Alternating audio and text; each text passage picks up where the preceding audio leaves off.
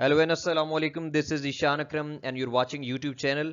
Chapter number 9 Semantics jar joule की किताब study of language और आज इसका वीडियो नंबर 2 है, पार्ट 2 है। इसके अंदर हम इस चैप्टर को कंप्लीट करेंगे। इससे पहले चैप्टर नंबर 1 जो है चैप्टर नंबर 9 का पार्ट 1 जो है वो ऑलरेडी मैं शेयर कर चुका हूं। तो आपका टाइम तो बिल्कुल भी ज़ाया नहीं करना, तो हम इसको स्टार्ट करते हैं जी। तो सबसे पहले तो हम लोग ये देखेंगे क्योंकि इस जो पार्ट 2 है वीडियो का चैप्टर नंबर 9 का, इसके अंदर बुनियादी तौर पर हम सारे का सारा लेक्सिकल रिलेशंस को स्टडी करेंगे। तो what exactly are lexical relations हम समझने की कोशिश करेंगे। देखें जो वर्ड्स हैं, आप लोगों ने प्रीवियस पार्ट के अंदर भी देखा होगा कि वर्ड्स को हम लोग कंटेनर्स ऑफ मीनिंग के तौर पर लेते हैं, यानी कि वो ऐसी चीज़ है, वर्ड ऐसी बला है कि जिनके अंदर बहुत सारे मीनिंग्स जो हैं वो होते हैं। कंटेनर्स ऑफ मीनिंग हम उनको तस्वर करते हैं। और इसी तरह हम वर्ड्स को उनके रोल्स के बारे में भी हमने पढ़ा कि वो डिफरेंट रोल्स अदा कर रहे होते हैं मुख्तलिफ इवेंट्स के अंदर, जैसे कि हम लोगों ने सिमेंटिक रोल्स के अंदर पढ़ा था, जिनको हम लोग थीमेटिक रोल्स भी कहते हैं।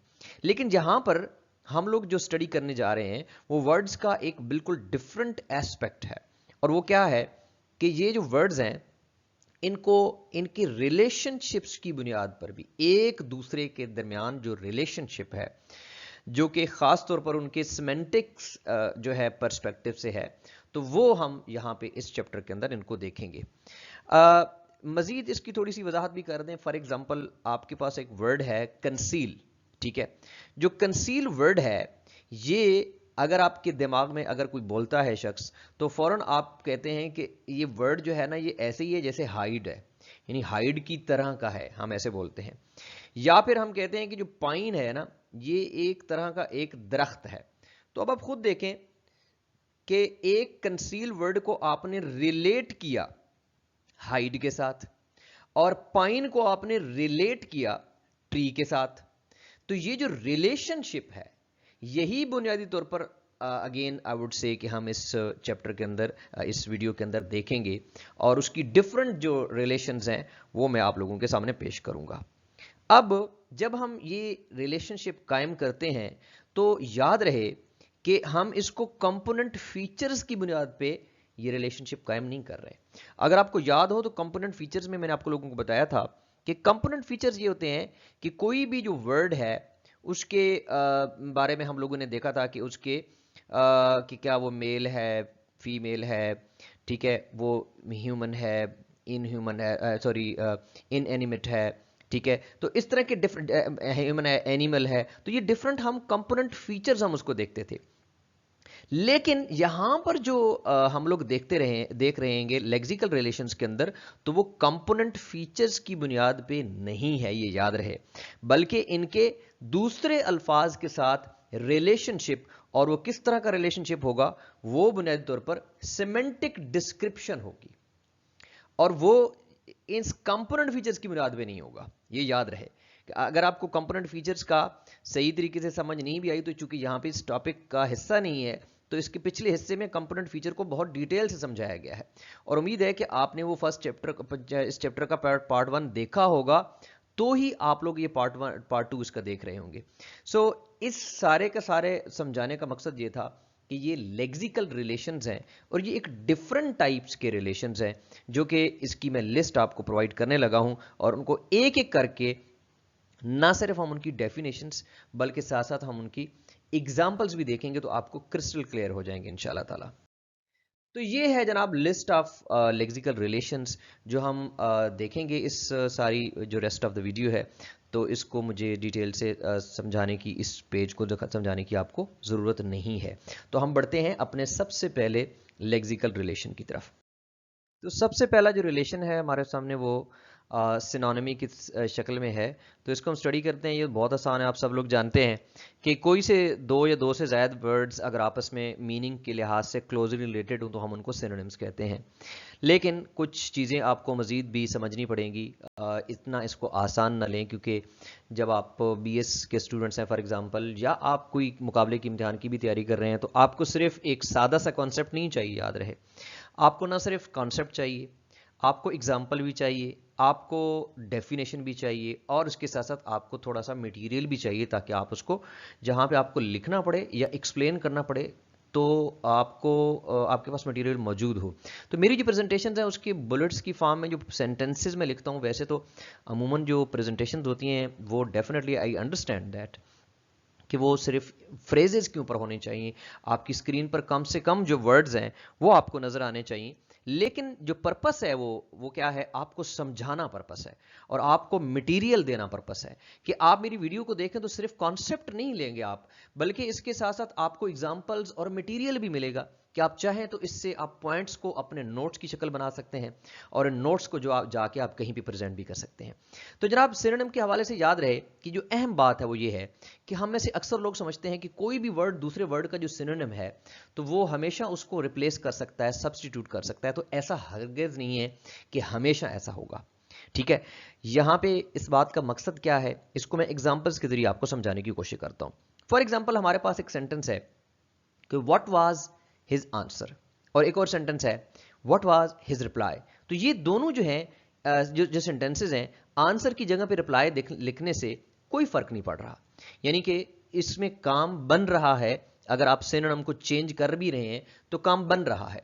लेकिन अगर कोई ये समझता है कि जहां जहां भी आंसर आएगा लफ्ज, वहां वहां आप रिप्लाई लिख देंगे तो काम बन जाएगा, तो ये बिल्कुल भी आपका गलत ख्याल है। और उसकी वजह क्या है कि कॉन्टेक्स्ट जब चेंज होता है, कॉन्टेक्स्ट, तो आपको डिफरेंट एक तरह से जो सिनोनिम्स जो आप पहले किसी और कॉन्टेक्स्ट में इस्तेमाल कर चुके हैं वही आप इस्तेमाल नहीं कर सकते। और यहाँ पे ये मुझे याद आया अचानक से कि जो लोग प्लेजरिज्म को ख़त्म करने के चक्कर में जो है समटाइम गूगल करते हैं और चीज़ों को उलट पुलट करके उसका जो है और तरह से उस यानी रिप्लेस कर देता है, और हमारे पास यहाँ पे प्लेजरिज्म को ख़त्म करने के लिए पहली बात तो यह कि आपको क्रिएटिविटी से खुद चीज़ें लिखनी चाहिए, वैसे भी जुर्म है इस तरीके से सारी काम करना। और इससे क्या होता है कि जहाँ जहाँ कोई वर्ड आए उन्होंने सिनोनिम तो कंप्यूटर ने ऑटो जनरेट कर दी, लेकिन कॉन्टेक्स्ट के हिसाब से बहुत सारे सिनोनिम्स ऐसे होते हैं जो कंप्यूटर जनरेट तो कर देता है लेकिन वो सेंस नहीं बन पा रहा होता। यही बात आपको समझाने के लिए मजीद इसको थोड़ा सा एक्सप्लेन करते हैं कि अगर हम वर्ड ये एक और सेंटेंस देखते हैं, अगर यहां पे आप इस कंपैरिजन करेंगे, व्हाट वाज हिज आंसर का कंपैरिजन हम कर रहे हैं व्हाट वाज हिज रिप्लाई, यहां तो कम बन गया। लेकिन अगर हम कहते हैं Sandy had only one answer या Aslam had only one answer correct on the test, तो अगर हम इस वर्ड को रिप्लाई, फॉर एग्जाम्पल रिप्लाई से रिप्लेस करें या सब्सटीट्यूट करें इसको, तो अगर हम ये कहें कि Aslam had only one reply correct on the test, तो डू यू थिंक ये करेक्ट लगेगा? बिल्कुल भी ठीक नहीं, ये सेंटेंस तो ऑड हो जाएगा। तो यहां पे आपको समझ आई होगी कि सिनोनिमी जो है इसके अंदर जो दो सिनोनिम्स आपको मिलेंगे किसी एक वर्ड का, तो लाजमी नहीं है कि वो हर सिचुएशन में एक दूसरे के सब्सटीट्यूट के तौर पर पेश किए जा सकते हों, ऐसा हरगिज नहीं है। अच्छा, अब कुछ जो सिनोनिम्स के हवाले से मजीद भी है कि कुछ सिनोनिम्स रीजनल डिफरेंसेस की बुनियाद पर भी होते हैं, ये बात याद रहे। यानी कि हम ये कहते हैं ना कि अमेरिकन इंग्लिश में इसको ये कहा जाता है और जो है ब्रिटिश इंग्लिश में उसी चीज़ को ये कहा जाता है। तो इस बुनियाद पर जैसे हम अमेरिकन इंग्लिश में देखते हैं कैंडी, तो ब्रिटिश इंग्लिश में उसी चीज़ को स्वीट्स कहा जाता है। इधर चिप्स कहा जाता है, इधर क्रिप्स कहा जाता है, इधर डायपर कहा जाता है, इधर नेपी कहा जाता है, गैसोलिन है तो इधर पेट्रोल है। सो बेसिकली ये एक अलग किस्म के सिनोनिम्स हैं जो कि रीजनल डिफरेंसेस की बुनियाद पर कि एक जगह पे उसको यूं बोला जाता है और दूसरी जगह पे मुख्तलिफ बोला जाता है। यानी लैंग्वेजेस के अंदर तो यूं हो सकता है कि आप कहें कि जो है उर्दू में यूं कहते हैं और अंग्रेजी में यूं कहते हैं, लेकिन एक ही लैंग्वेज के अंदर जैसे कि अमेरिकन इंग्लिश और ब्रिटिश इंग्लिश में भी इस तरह के सिनोनिम्स पेश किए जा सकते हैं। आगे बढ़ते हैं। तो अगेन इसका जो सिनोनिमी का है एंटोनिमी वो आपके सामने है, लेकिन याद रहे कि अक्सर औकात लोग समझते हैं और मैं समझता हूँ कि लर्निंग के लिए बहुत ज़रूरी होता है कि हर चीज़ को बड़ी तवज्जो से देखा जाए। मैं ऐसे स्टूडेंट्स को बड़ा नाकाम होता हुआ देखता हूँ कि जो किसी भी चीज़ को ये समझ के कि यार छोड़ो जी ये तो मुझे पता ही है, तो टाइम जो है उनके पास इतना नहीं है कि वो नॉलेज हासिल करेंगे। तो प्लीज़ मेहरबानी करके सारी चीज़ों को कंप्लीट देखा करें, आपको बहुत सारी नई चीज़ें भी मिलेंगी। एंटोनिमी क्या है समझ है हमें, two forms with opposite meaning, बात समझ आ रही, ठीक है।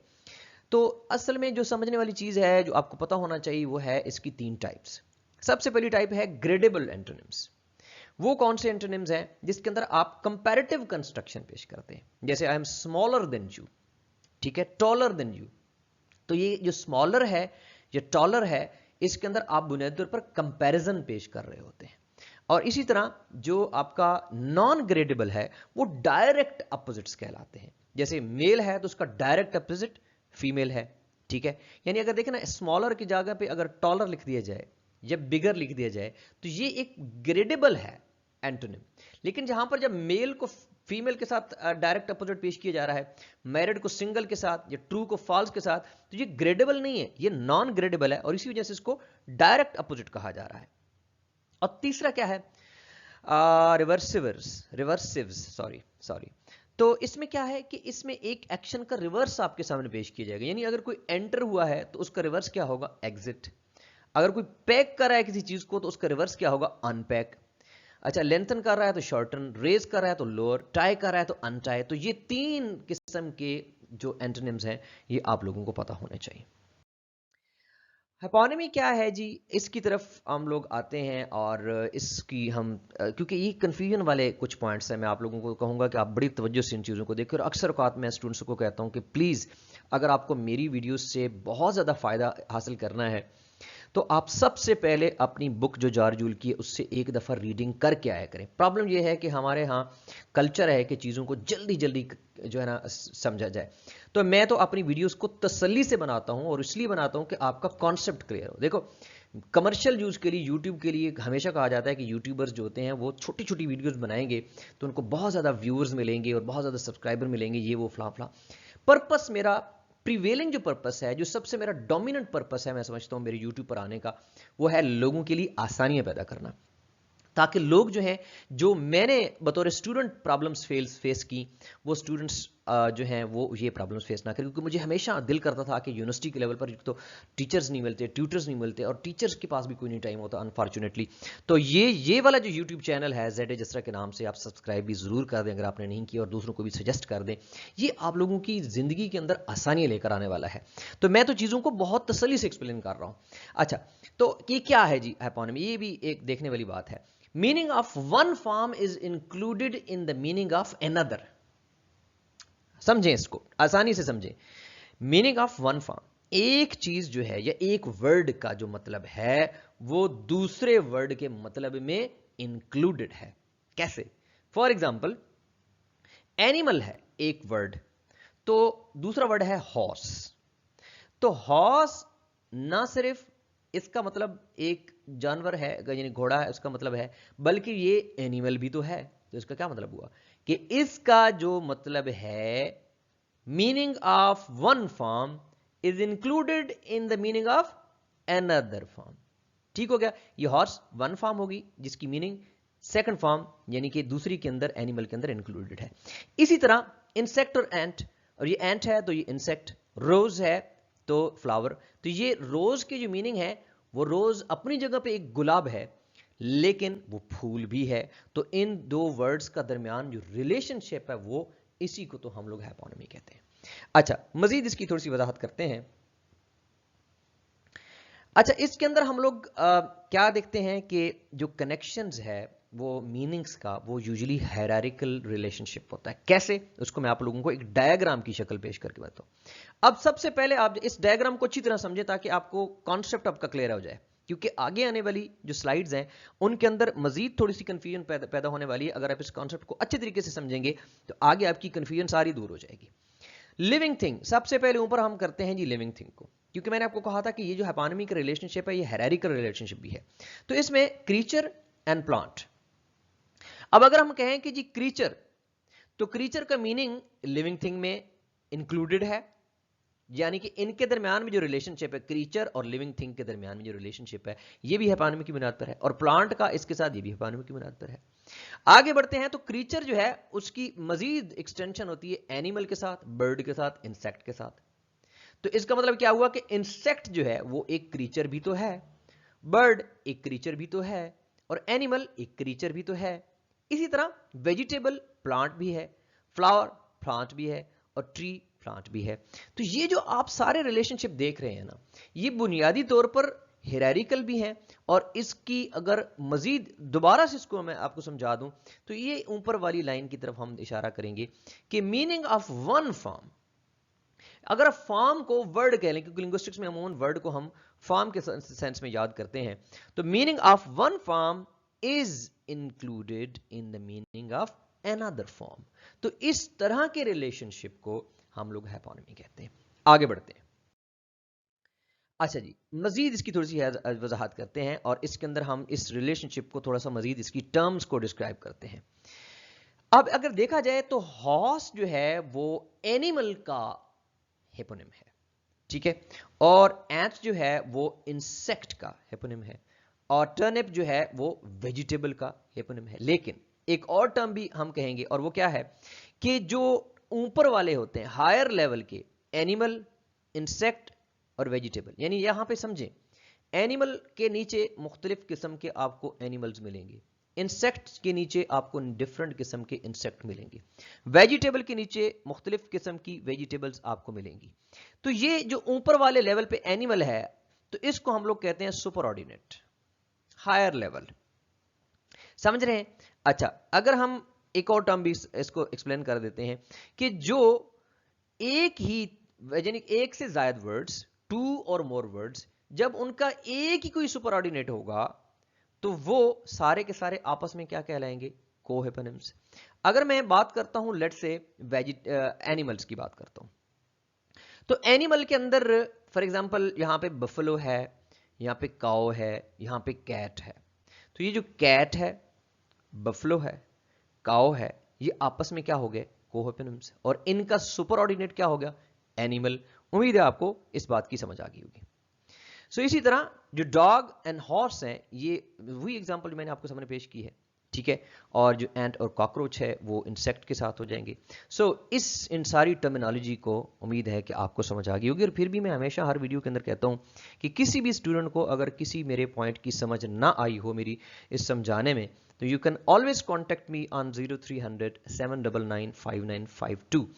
और मैं इसलिए हमेशा कॉन्टैक्ट नंबर देता हूं, ऑनेस्टली स्पीकिंग मेरे दिल में सिर्फ एक ही ख्वाहिश होती है कि कोई भी स्टूडेंट, क्योंकि मैं अभी पीएचडी कर रहा हूं लिंग्विस्टिक्स के अंदर, तो मैं बहुत दफ़ा ऐसा हुआ कि मेरा दिल करता था कि यार ये टॉपिक मुझे कोई समझा देता ना, कोई बंदा इस जहान के अंदर, भाई मैं उसको, आप यकीन करें कि पीएचडी के अंदर एक टॉपिक था, मुझे उसकी समझ नहीं आ रही थी, तो मैंने एक बंदे से कहा कि आप मुझे अगर समझा देना तो I can offer you 10,000 for 1 week. Honestly speaking, या 1 वीक कहा होगा या 20 डेज कहा था, इतना एक कहा था, मुझे सही याद नहीं, मैंने कहा ऐसे नहीं झूठ ना हो जाए ना। तो he didn't have time for that, लेकिन मैंने उसको इतना ऑफर किया कि मुझे वो समझा दे, मेरे लिए इतना अहम था। तो दैट्स वाई मैं अमूमन कहता हूं कि मेरा जो यूट्यूब चैनल है वो लोगों की आसानियों के लिए, आप लोग हमेशा मेरे से कांटेक्ट कर सकते हैं अगर आपको इस चीज़ की समझना है। अच्छा जी, तो ये हमारा यहाँ पे टॉपिक फिनिश होता है। आगे हम बढ़ते हैं और अगले टॉपिक की तरफ देखते हैं, जो अगला हमारा जो सब टॉपिक आप यूँ कहते हैं, प्रोटोटाइप्स। अब ये बड़ा इंटरेस्टिंग है, मुझे बहुत मजे का है ये जो है ना, ये लेक्सिकल रिलेशन लगता है, इसको आप समझें क्या होता है जनाब। वो ये कहता है कि अगर हम लोग इन वर्ड्स को पढ़ें, डव, डक वगैरह वगैरह, ये जितने भी आपने, यानी ये बुनियादी तौर पर बर्ड्स की इकसाम है, ठीक है, तो हम सब इनको को हेपोनिम ऑफ बर्ड कहते हैं। और जो बर्ड होगा वो सुपर ऑर्डिनेट होगा, और ये कॉन्सेप्ट मैं पहले समझा चुका हूं कि बर्ड के नीचे जितनी किस्में हैं बर्ड की, वो सारी की सारी आपस में उनका रिश्ता क्या हुआ? कोहेपोनिम्स का। और बर्ड क्या हो गया? सुपर ऑर्डिनेट हो गया, ऊपर खड़ा है। लेकिन जो समझने वाली बात है प्रोटोटाइप में वो क्या है कि ये सारे के सारे जो यहां पे आपके canary, cormorant, if I am wrong, मेरी यहाँ पे कुछ जो नाउन्स होते हैं समटाइम उनकी प्रोनाउंसिएशन जो है वो गलत भी हो सकती है, डव हो गया, डक हो गया, वगैरह वगैरह जितने लिखे हुए हैं, इन सबको हम बर्ड की कैटेगरी की अच्छी एग्जाम्पल नहीं तस्वर करते। आपको मेरी बात की समझ नहीं आई? नहीं, अभी भी आनी भी नहीं है। मैं आपको मजीद एक्सप्लेन करता हूं तो आपको मेरी बात की समझ आ जाएगी। कैसे? अक्सर औकात जो रिसर्चर्स हैं वो ये कहते हैं कि जनाब ये जो रॉबिन है ना, रॉबिन, ठीक है, एक सॉर्ट ऑफ चिड़िया की शक्ल की होती है, उसको कहते हैं कि वो सबसे अच्छी एग्जाम्पल है बर्ड की। यानी बर्ड का नाम जब कभी बोलेंगे तो सबसे पहले जो इंसानों के दिमाग में आता है मेजॉरिटी के, वो रॉबिन आती है। इस तरह की खासियत रखने वाले वर्ड को जो कि किसी भी सुपर ऑर्डिनेट की सबसे बेस्ट एग्जाम्पल तस्वर की जा सकती हो, उसको हम प्रोटोटाइप कहते हैं। लेकिन बात अभी खत्म नहीं हुई, मुझे यकीन है कि अभी बात इतनी क्लियर नहीं हुई, तो मैं इसको क्लियर किए बगैर छोड़ूंगा भी नहीं। अच्छा, अब क्या है, इसको हम क्या कहते हैं, जो हम कह रहे थे ना कि बेस्ट एग्जाम्पल, वो क्या है, द कैरेक्टरिस्टिक्स इंस्टेंस, कि ये जो कैरेक्टरिस्टिक इंस्टेंस है, कैरेक्टरिस्टिक एग्जाम्पल है, यानी ये जो रॉबिन है, ये कैरेक्टरिस्टिक इंस्टेंस किसकी है, बर्ड की है। यानी बर्ड तो हम लोग डव को भी कह रहे हैं, बर्ड तो हम लोग पैरट को भी कह रहे हैं, लेकिन जो सबसे अच्छी एग्जाम्पल बर्ड की है, जो सबसे आसान समझ आने वाली बर्ड की है, वो रॉबिन है। अभी मजीद भी आपको समझाता हूं जनाब, परेशान बिल्कुल भी ना हो कि प्रोटोटाइप किसको कहते हैं। ये मजीद कॉन्सेप्ट आपको समझाता हूं कि it helps explain the meaning of certain words.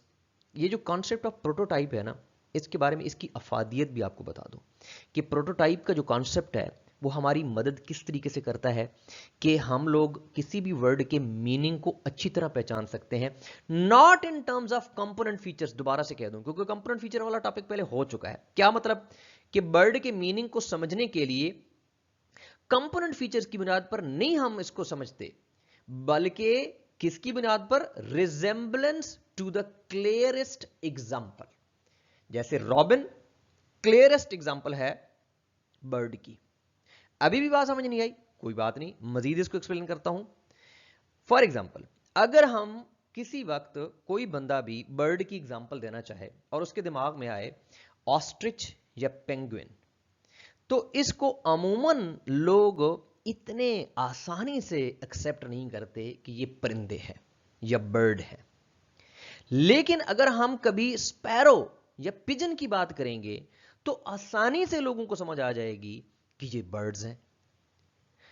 उम्मीद है कि आपको मजीद थोड़ा सा आइडिया होगा कि हम प्रोटोटाइप से क्या मुराद लेना चाहते हैं। Prototype, the best type, the type that is more clear, the type that is the best example of that type. ठीक हो गया। अब इसको अभी तक भी नहीं समझ आई तो जनाब अभी आपको समझ आ जानी है यकीनन। जैसा कि हम लोग कहते हैं कि अगर हम फर्नीचर की बात करें तो सबसे पहले हमारे दिमाग में चेयर या सोफा आएगा। अगर हम लोग फर्नीचर की बात करेंगे तो बेंच और स्टूल जो है ना, वो फौरन हमारे दिमाग में नहीं आएगा। इसका क्या मतलब हुआ कि फर्नीचर जो है, इसका जो प्रोटोटाइप है, वो चेयर हो सकती है या सोफा हो सकता है। यानी कि दूसरे लफ्जों में फर्नीचर का जो सुपर ऑर्डिनेट है, उसकी जो बेस्ट एग्जाम्पल है हमारे सामने, जो आसानी से हमें समझ आ जाती है, जो आसानी से हमारे दिमाग में जो ना फिट हो जाती है, वो चेयर है, विच इज द प्रोटोटाइप।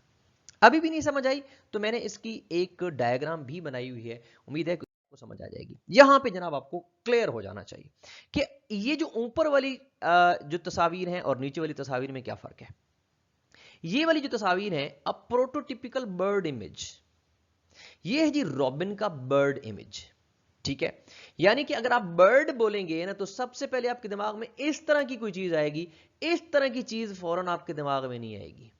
यानी इनको आप बर्ड की अच्छी सही मजेदार एग्जांपल्स नहीं तस्वर करते अगर आपने किसी को समझाना हो। अच्छा, अचानक मेरे दिमाग में एक एग्जांपल आ गई, आप बच्चे को समझाना चाहते हैं कि बेटा बर्ड कौन सी चीज होती है, तो आप अमूमन आप किताबों के अंदर इनकी एग्जांपल देखेंगे और आप खुद भी इशारा करेंगे तो आप इनकी तरफ करेंगे। आप बच्चे को समझाने के लिए इनकी तरफ एग्जांपल की तरफ इशारा नहीं करेंगे, और उसकी रीजन ये है कि these are the clearest examples, the best example, the characteristics instance, that's why they are called the prototype। अब आपको प्रोटोटाइप वर्ड की उम्मीद है समझ आ गई होगी। आगे बढ़ते हैं।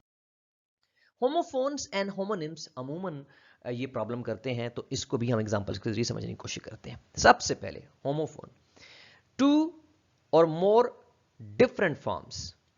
इसका मतलब क्या हुआ कि वो फॉर्म से मुराद वर्ड्स, यानी कि टू और मोर अगर ऐसे अल्फाज जिनके स्पेलिंग डिफरेंट हैं लेकिन प्रोनाउंसिएशन सेम है, ऐसों को हम लोग होमोफोन कहते हैं। होमो से मुराद होता है एक जैसे, जब कभी भी होमो आए तो इसका मतलब होता है एक जैसे, और फोन से मुराद साउंड्स, प्रोनाउंसिएशन। तो आपको उम्मीद है इससे भी याद रहेगा कि होमोफोन से मुराद साउंड्स एक जैसे, लेकिन इस पर सिर्फ डिपेंड हमें नहीं करना, हमें यह भी देखना है कि उनकी स्पेलिंग जो है, उनकी जो फॉर्म है वो डिफरेंट है। जैसे कि देयर है, ये भी देयर है, लेकिन स्पेलिंग्स का डिफरेंस आप देख सकते हैं। ये टू है, ये टू है, ये भी टू है। अगरचे कि मैं आपको अगर फोनेटिकली ट्रांसक्रिप्शन की बात करूं तो इसकी जो ट्रांसक्रिप्शन है उसमें ठा के बाद शॉर्ट ऊ होता है और इनकी ट्रांसक्रिप्शन के बाद लॉन्ग ऊ आता है। Again it depends on the connected speech, वो एक लंबी चौड़ी बात हो जाएगी, लेकिन वो एक बहुत स्लाइट डिफरेंस है। सुनने में हमें ये एक जैसे लगते हैं, लेकिन आप लोगों को दिख रहे होंगे कि ये मुख्तलिफ है। तो ये these are the examples of homophones. अब हम जाते हैं होमोनिम्स को समझने। तो होमोनिम क्या होते हैं? सेम स्पेलिंग है, नहीं अनलाइक इस तरह यहां पे स्पेलिंग डिफरेंट थी, सेम स्पेलिंग है, सेम प्रोनाउंसिएशन है। यानी इसका मतलब हुआ कि इनकी जो होमोफोन की कैरेक्टरिस्टिक थी ना कि सेम प्रोनाउंसिएशन, वो इनमें भी है, लेकिन फर्क क्या आ गया? स्पेलिंग डिफरेंट है। और दूसरा क्या है? Different meanings. यानी कि होमोनिम से, होमोफोन से और इनमें फर्क बुनियादी तौर पर क्या आ गया? सेम स्पेलिंग का। इनके स्पेलिंग सेम नहीं होते, यहां पे स्पेलिंग सेम है, यहां पे प्रोनाउंसिएशन सेम है और मीनिंग्स भी डिफरेंट है। तो इसकी बेस्ट एग्जांपल हमारे सामने है बैट और ये बैट। दोनों जो है इनकी शक्लें भी सेम हैं, यानी कि स्पेलिंग भी सेम है, प्रोनाउंसिएशन भी सेम है, लेकिन इनके मीनिंग डिफरेंट है। ये फ्लाइंग क्रीचर की बात हो रही है और यहाँ पे जो क्रिकेट बैट होता है जिससे मोहम्मद रिजवान बहुत अच्छा खेल रहा है आजकल। सो ये होमोफोन्स और होमोनिम्स की एग्जांपल्स थी। इसी तरह मॉल और मोल, ये भी दिखने में सेम, ये मोल ऑन द स्किन है और ये मोल एक स्मॉल एनिमल है। So these are the two concept, homophone and homonym. उम्मीद है आपको अच्छी तरह समझ आ गई। पॉलीसेमी क्या होता है जी? टू और more words with the same form, same शक्लें हैं और आपस में मीनिंग्स भी सेम है, रिलेटेड है। ठीक हो गया? तो इसको हम लोग क्या कहते हैं? पॉलीसेमी। यानी ये पिछले होमोनिम से थोड़ा सा डिफरेंट है। यहां इसकी जो फॉर्म्स हैं वो सेम है और मीनिंग्स भी सेम है, लेकिन रिलेटेड है। यानी ऐसा नहीं है कि बिल्कुल भी सेम है, रिलेटेड मीनिंग्स हैं, उनका आपस में कनेक्शन बड़ा क्लोज बनता है। अभी हम एग्जांपल्स देंगे, इंशाल्लाह आपको समझ आ जाएगी। फॉर एग्जांपल, सबसे बेस्ट एग्जांपल क्या है कि वर्ड हेड। अब ये टॉप ऑफ द बॉडी जो हमारा सर है उसके बारे में भी इस्तेमाल किया जा सकता है। ये किसी कंपनी के हेड या डिपार्टमेंट के हेड या स्कूल के हेड, किसी इंस्टीट्यूट के हेड, उनके लिए भी इस्तेमाल किया जा सकता है। तो आप देखें ना कि हेड स्पेलिंग भी सेम है, प्रोनाउंसिएशन भी सेम है और जो मीनिंग्स हैं अगरचे कि वो डिफरेंट हैं इन अ वे कि वो यहाँ पे हम जिस्म के सर की बात कर रहे हैं, यहाँ पे हम कंपनी के जो हेड है उसकी बात कर रहे हैं, डिपार्टमेंट, लेकिन मीनिंग्स बहरहाल आपस के अंदर मिलते जुलते हैं। फिर भी एक कंफ्यूजन है जरूर कि इट लुक्स लाइक हेपोनिमी वगैरह हेमोनिम्स की तरह, लेकिन मैं उसका भी आपको अभी इसका तोड़ मैं आपके सामने पेश करूंगा। अच्छा जी, एक और एग्जांपल भी है, जैसे कि फुट है, of a person, of a bed, of a mountain वगैरह वगैरह। तो ये सारे एग्जांपल जो है वो है। अच्छा जी, अब हम देखते हैं जी difference between polysemy and homonymy. हमें थोड़ा सा कंफ्यूजन हो रही थी कि ये कैसे हो सकता है कि इनकी प्रोनाउंसिएशन भी सेम है और इनके मीनिंग्स जो हैं वो भी आपस में क्लोजली रिलेटेड हैं, तो इनको कैसे हम डिफरेंशिएट करें। तो जनाब सबसे पहली बात तो ये है कि अगर हम इनको देखना चाहते हैं कि ये कैसे डिफरेंट हैं, तो हमें इसको डिक्शनरी के अंदर देखना पड़ेगा। क्या मतलब है कि अगर डिक्शनरी में किसी एक ही वर्ड की सिंगल एंट्री है और उसके नीचे उसके डिफरेंट मीनिंग्स लिखे हुए हैं, मिसाल के तौर पर अगर आप डिक्शनरी में देखते हैं तो अगर आपने हेड वर्ड देखना है तो हेड लिखा होगा ऊपर और नीचे लिखा होगा जी head of the body, head of an institute, head of this, head of this, head of this. तो उसका क्या मतलब हुआ कि उसके अंदर जो एक ही एंट्री ऊपर दी हुई है हेड की और नीचे उसके लिखा हुआ है, और समटाइम उसको as a verb, as an adjective, as an ये, एज एन वो, तो डिफरेंट नाउन्स के अंदर भी डिफरेंट मीनिंग्स आ सकते हैं। तो ये जो मैं अभी एक्सप्लेन कर रहा हूं ये पॉलीसेमी की एग्जांपल है, लेकिन अगर वो होमोनिम्स हैं तो फिर वो दो सेपरेट एंटिटीज में होंगे, यानी उनकी एक ही एंट्री नहीं होगी। एक जो है वो अलग जगह पे, फॉर एग्जांपल बैट हम इस्तेमाल कर रहे थे, बैट की एग्जांपल दी थी, तो जनाब ये नहीं हो सकता कि बैट अलग एक जगह पे अलग होगा, एक जगह पे अलग होगा। So basically this is the basic difference between polysemy and homonymy. और ये जो है जैसे कि मैंने पहले भी बता दिया कि बैट हो गया, मेल हो गया, मोल हो गया एंड सोल हो गया, इनको होमोनिम्स के तौर पर ट्रीट किया जाता है डिक्शनरी में, यानी कि इनकी जो एंट्रीज हैं वो अलग अलग हैं। ठीक है। जबकि फेस हो गया, फुट हो गया, गेट हो गया, हेड हो गया, तो फेस जितने किस्म के फेस हैं उसकी एक ही एंट्री होगी और उसके नीचे डिफरेंट जो फेसेस की एग्जांपल्स हैं, डिफरेंट तरह की उसकी एग्जांपल हो सकती हैं, जो डिफरेंट तरह के हेड हो सकते हैं, उन सब की डेफिनेशन नीचे होगी और उसकी एंट्री सिर्फ एक ही है। अगर बैट दो किस्म के हैं और दो किस्म के उसके मीनिंग है तो वो बैट अलग जगह पे एक बैट और दूसरी जगह पे दूसरा बैट। लेकिन हेड के अगर 10 मीनिंग्स हैं तो हेड के नीचे सिर्फ एक हेड की एंट्री होगी और नीचे डिफरेंट मीनिंग्स होंगी। तो ये उम्मीद है कि अब आपको पॉलीसेमी और होमोनिमी के दरमियान में डिफरेंस भी क्लियर हो गया होगा। तो हम तकरीबन एंड की तरफ बढ़ रहे हैं। तो मेटोनिमी हमारे सामने है। ये क्या है जी? ये close connection in everyday experience है। क्या मतलब है इसका? इसका मतलब ये है कि इसके अंदर मेटोनिमी की एग्जांपल्स आपके सामने पेश करने लगा कि इनका जो क्लोज कनेक्शन होता है वो तीन किस्म की आप उनको बेस बना सकते हैं। एक होता है कंटेनर कंटेंट्स रिलेशंस, जैसे कि बॉटल है तो वाटर, कैन है तो जूस, यानी कि जो पानी है वो बॉटल के अंदर है। तो बॉटल की अगर हम बात कर रहे हैं तो फिर हम इसका मतलब है वाटर की बात भी कर रहे हैं। अगर कैन के अंदर जूस है तो अगर हम कैन की बात कर रहे हैं तो बेसिकली हम उसकी जूस की भी बात कर रहे हैं। ठीक हो गया। और दूसरी किस्म का, अभी मैं मजीद एग्जांपल भी आपको दूंगा इसलिए मजीद आप परेशान ना हो। एक और किस्म का मेटोनिमी के अंदर जो रिलेशन होता है वो होल पार्ट रिलेशन होता है। यानी अगर कार की बात कर रहे हैं तो उसके अंदर व्हील्स की भी उसी के अंदर शामिल है। हाउस की बात कर रहे हैं तो उसका रूफ भी उसका पार्ट है और उसी की मीनिंग में शामिल है।